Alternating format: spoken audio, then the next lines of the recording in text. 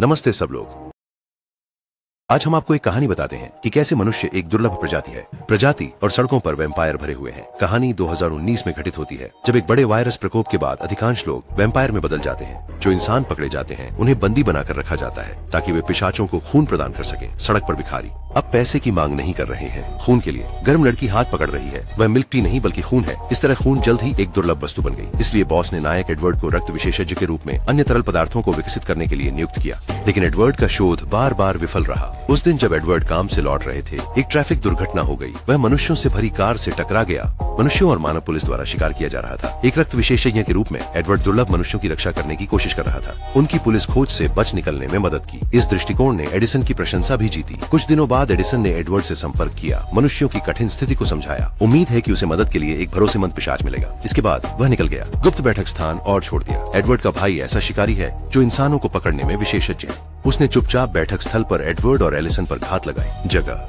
भाई बस हमला करने ही वाला था। आधिकारिक सेना आ रही थी। वे एडवर्ड को पकड़ना चाहते थे, जिसने पिशाचों को धोखा दिया था। सौभाग्य से एलिसन और एक बड़े इंसान आदमी ने उसके लिए कवर किया। एडवर्ड उनके साथ भाग गया। पीछा छोड़ने के बाद वे चाचा से बात की। कहा कि वह एक बार पिशाच था, लेकिन एक सड़क हादसे में वह धूप में जल गया और फिर नदी में गिर गया, और इसलिए हम वैम्पायर से इंसान में बदल जाते हैं। सड़कों पर वैम्पायरों की कमी हो रही थी। खून की वजह से वहाँ भारी अशांति थी।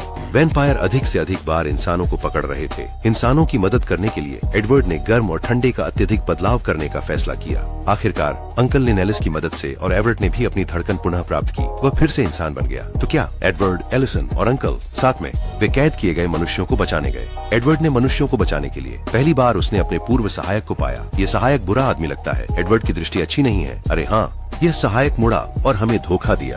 एडवर्ड और मालिकों ने इसे एलिसन को पकड़ने के लिए शामिल किया। एलिसन को बचाने के लिए अंकल लेन और एडवर्ड छोटे कमरे में उपायों पर चर्चा कर रहे थे। अचानक एडवर्ड के दिमाग में कुछ आया। मेरे भाई ने जल्दी की। उसने लंबे समय से खून नहीं पिया था। वह पहले ही भूख से तड़प रहा था। ये चाचा की एक श्रृंखला है। ये पिशाच काफी नैतिक है। यदि उसका भाई नहीं होता, वह किसी को काटता नहीं है जिसे वह नहीं जानता। अंकल का खून पीने के बाद का परिणाम, खून।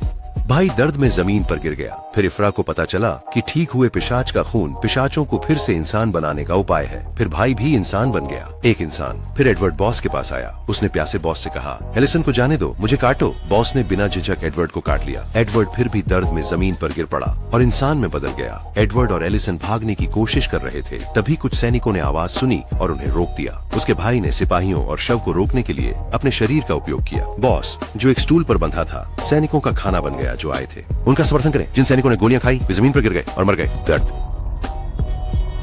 फिर समर्थन सैनिकों की एक बड़ी लहर आई। उन्होंने मानव बन चुकी सेना पर हमला कर दिया और इस चक्र में सभी पिशाच गिर गए। एडवर्ड और एलिसन, जिनका एक भयानक दृश्य को देखते हुए भाग निकला। बहुत बुरा सहायक अभी भी जीवित था। वह सभी पर गोली चलाने वाला था। उसे दिल में गोली लगी चाचा द्वारा, जो ठीक होकर आए थे। कहानी के अंत में एडवर्ड, शब्द एलिसन और चाचा अभी अभी चले गए। उसके बाद वे दुनिया को बचाने की यात्रा पर निकल पड़े। खैर, इस मसले की बात यहीं खत्म होती है। आपने सब देख लिया। क्या आप सच में मेरे साथ नहीं आना चाहते? अगली बार मिलते हैं।